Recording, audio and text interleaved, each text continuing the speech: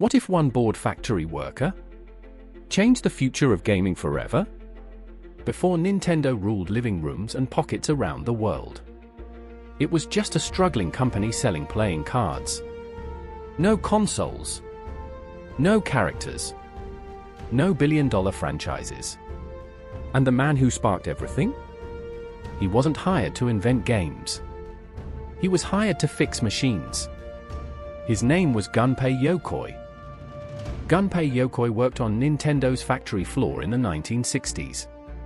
His job was simple: maintain production equipment, fix broken machines, stay invisible.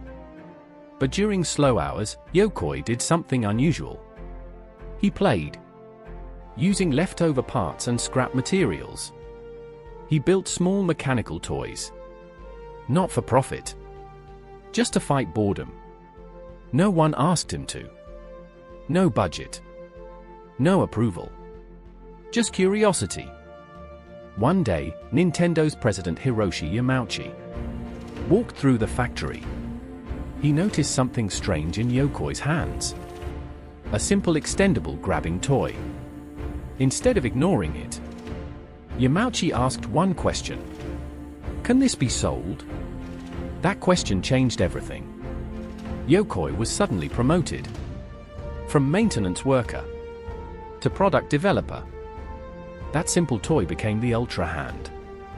No advanced technology, no complex electronics, just a clever idea executed well. The result? Over 1 million units sold. Nintendo finally had a hit. And Yokoi had proven something powerful. Innovation doesn't require cutting-edge tech. It requires imagination.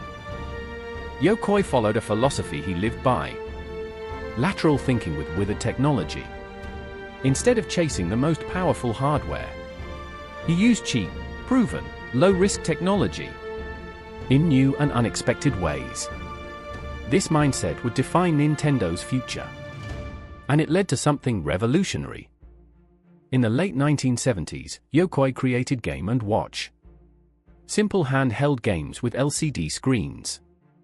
To make them playable, he invented a small, cross-shaped controller.